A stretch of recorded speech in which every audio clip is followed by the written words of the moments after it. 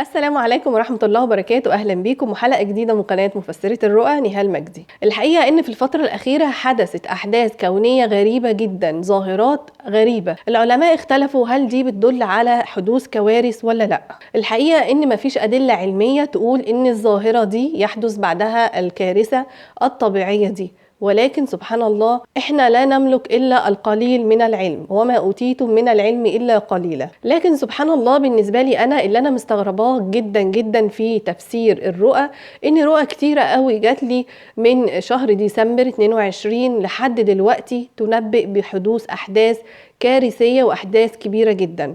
طبعا بشروا ولا تنفروا، والرؤيه ما نحكيهاش وكده علشان ما تقعش، كل الكلام ده مفهوم الحمد لله، ولكن دي رؤى عامة، شئنا أم أبينا هي رؤى عامة جاية تحذيرية ليا وليك وللجميع. علشان إيه؟ علشان نتوب، علشان نستغفر، علشان نتعظ أو نحذر قبل أن تقع هذه الكوارث. فالرؤى هنا جاية علشان تفيدنا، لازم نستغفر الله، لازم نرجع لله، لازم نتوب. اللي مش بيصلي يرجع يصلي، اللي مش بيقرأ قرآن لازم يجعل لنفسه ورد من القرآن، لازم نرجع لله سبحانه وتعالى ونستغفر كلنا كمسلمين علشان ربنا يبعد عننا شر هذه الكوارث. للأسف الشديد الرؤى دي كانت تنبئ بحدوث الأخطار إما في بلادهم أو في عموم بلاد المسلمين في الفترة القادمة. لكن في الأول هوضح لحضرتك طبعا، لأن أكيد عندك تساؤل أعرف منين الرؤية بتاعتي دي عامة ولا لا. ما أحيانا نفس الرمز بيدل على حاجة تخص الرائي. أكتر حاجة توضح لحضرتك ده في الرؤية إنك دايما بتشوف معاك أشخاص كتير، إما مثلا أشخاص بتنظر للسماء في حدوث حدث معين، أو أشخاص بتجري، أو أشخاص بتهرب، أو أشخاص بتستخبى، أو أشخاص بتنجو، أو أشخاص بتقول الله أكبر، وهكذا، أو أشخاص طبعا بتموت، أو أشخاص بتغرق. دايما معاك ناس كتير وبتحس إن الموضوع عام مش خاص بحضرتك لوحدك. ساعتها فعلا الرؤية بتكون عامة مش ليك انت بس، أحيانا تعود على الدولة بتاعتك، وأحيانا تعود على بلاد المسلمين جميعا. نتكلم بقى عن الرموز اللي هي فعلا مهمة جدا جدا، وناس كتير بتبعت لي الرؤى دي، يعتبر كده أنا بفسر لكم كلكم الرؤى العامة بتاعتكم. أول رمز هو رمز السماء. السماء في المنام رمز مهم جدا جدا، وما يحدث فيها من أهم ما يحدث في الرؤى. السماء في المنام جات لناس كتير في الرؤى على إنها سوداء، وده رمز سيء جدا يعم الهموم والأنكاد على الناس في المكان ده، وربما للمسلمين عموما. احيانا في بعض الناس بتشوف السماء بترسل بعض الاشياء، بينزل منها حاجة. الحاجات دي بتكون حاجات خطيرة جدا في الرؤى.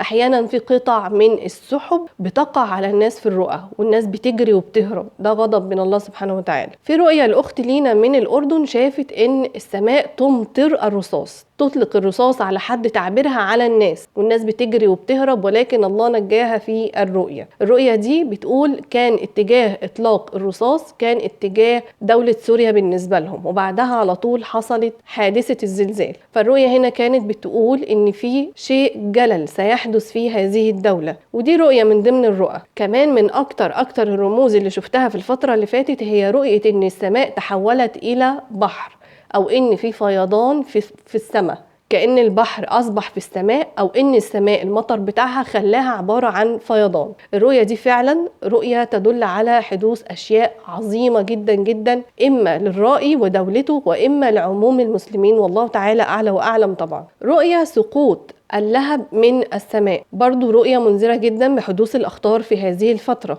رؤية بقى خطيرة جدا وهي سقوط الأوراق من السماء، وما أدراك هذه الرؤية. واللي عايز يفهم معنى تساقط الأوراق من السماء في المنام يقرأ سورة الأنعام من الآية 47 للآية 67، يتدبر بس ال20 آية دول. طبعا ده اجتهاد شخص مني وأصيب وأخطئ، والله تعالى أعلى وأعلم. سقوط الأوراق من السماء في المنام دلالة لما ستقرأه في هذه الآيات، أرجوكم تدبروها، وعايزين كلنا تكون يعني إشارات رجوع وتوبة لله سبحانه وتعالى، جماعية مش فردية. عايزين كلنا نتوب ونرجع إلى الله سبحانه وتعالى. في رمز في الرؤى وهو رمز الحديد. الحديد إن السماء أصبحت مغناطيس، برضو السماء رمز مهم جدا. السماء بصراحة إن السماء أصبحت مغناطيس وبتسحب كل الحديد اللي في الأرض. دي كانت رؤية، دي معناها إن منافع الناس في هذه الفترة هتتأثر جدا. ممكن يحصل كساد اقتصادي، لأن الحديد كويس في الحلم ورمز جيد على المنفعة وعلى المنافع وكده، فإن هو يتسحب كده ده معناها إن في ابتلاء سوف يحدث في هذه المنطقة. كمان رمز بقى تاني بس مش على السماء، هو رمز الثلوج، الثلج.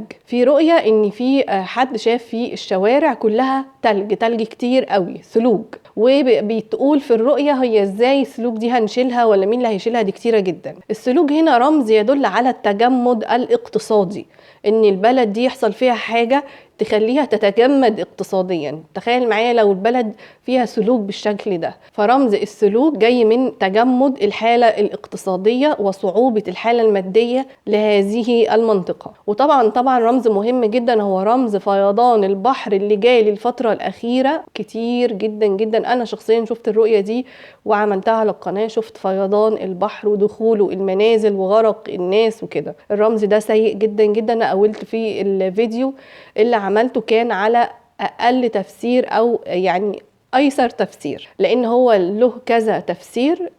ده كان أقل حاجة هي سقوط الأمطار، ولكن والله تعالى أعلى وأعلم إيه اللي ممكن يحصل. كتير الرؤى تكررت للناس عن الفيضان. هل ده ممكن يدل على حدوث تسونامي مثلا؟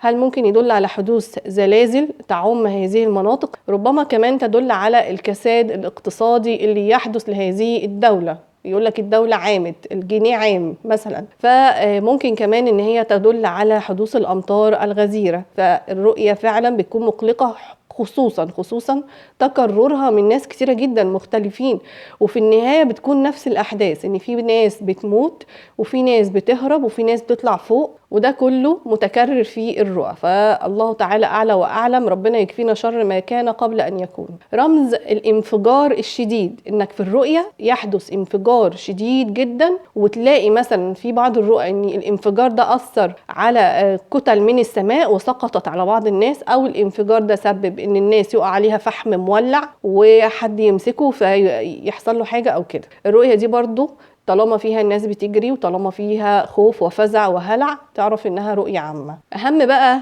رمز في الرموز دي للمسلمين جميعا هو رمز الكعبة وما يحدث في الكعبة. وتكررت مرارا الكعبة الشريفة في الرؤى. في حاجة غريبة بتحصل، مرة الكعبة فوقيها مثلا سحابة بالشكل الفلاني، مرة الكعبة طالع منها دخان أسود. مثلا الرؤية دي تدل على إيه؟ الكعبة رمز للمسلمين وحال المسلمين، وطبعا تدل على حاجات تانية لو كان الكعبة هنا جاية رمز شخصي للرائي، لكن هنا احنا بنتكلم ان هي رؤية عامة، فهي جاية على حال المسلمين. تصاعد الدخان الأسود يعني في حال سيء للمسلمين، في مشاكل وفي استياء وفي حدوث نكبات وفي حدوث كوارث في حال المسلمين جميعا. برضو رؤية الكعبة إذا كان مثلا فيها سقط عليها مثلا شيء من النيران أو وجدت إن فيها جزء معين مشتعل أو ما شابه، الرؤية دي بتكون رؤية عامة لجموع المسلمين، والله تعالى أعلى وأعلم.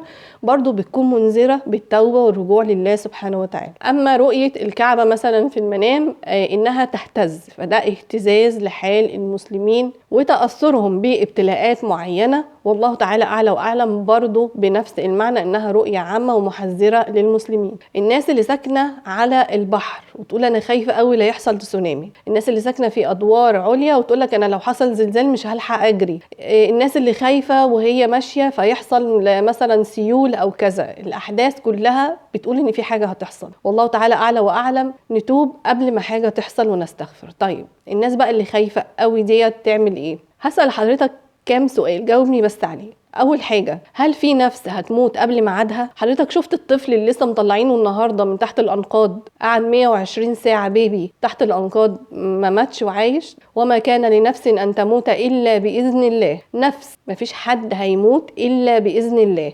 لو نايمين في سريرنا، لو ماشيين في الشارع، لو راكب مواصله، لو اي حاجه في اي مكان، هو ده وقت الانسان. اما موتة الهدم او الغرق فالحمد لله هي درجه من درجات الشهاده، فانت ايه اللي هيقلقك في ده؟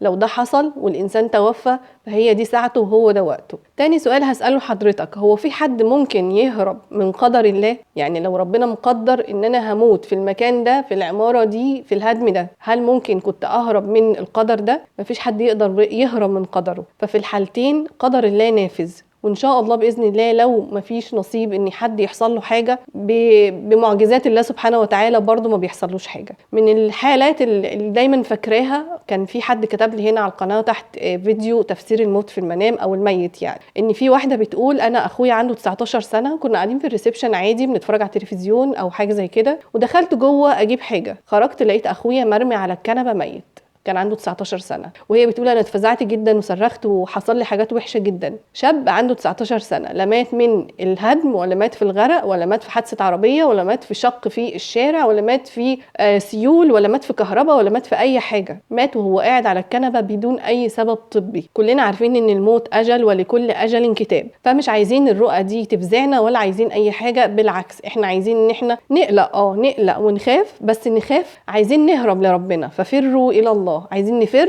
نجري بس لربنا، نجري، اللي ما بيصليش يصلي، اللي بيقطع في الصلاة يصلي، اللي ما بيفتحش القرآن خالص لازم كل يوم، يعني مش هقول لك نص ساعة، يعني لازم تفتح القرآن. ما ينفعش نبقى مسلمين ما بنفتحش القرآن، نستغفر، مش طول النهار على التليفون وطول النهار تيك توك ورقص والحاجات دي كلها. من اكتر الحاجات يعني المؤسفة اللي حصلت هي الحاجات دي، مش طول النهار ذنوب انت مش عارف تعدها، صدقني مش هتعرف تعد الذنوب اللي انت عمال تتفرج عليها دي، وممكن تكون ما بيجيش في بالك اصلا انك تستغفر لانك خلاص اتعودت على الاشياء دي. فالمطلوب مننا كمسلمين بس ان احنا نرجع لله سبحانه وتعالى، وامر الله نافذ ايا ما كان. علينا الاستغفار والدعاء ان يرد الله القضاء باذنه ويرضى عنا ويرفع عنا العذاب ويرضى عنا ويكفينا شر ما كان قبل ان يكون. اللهم امين يا رب العالمين. شكرا لكم على متابعتي، والسلام عليكم ورحمه الله وبركاته.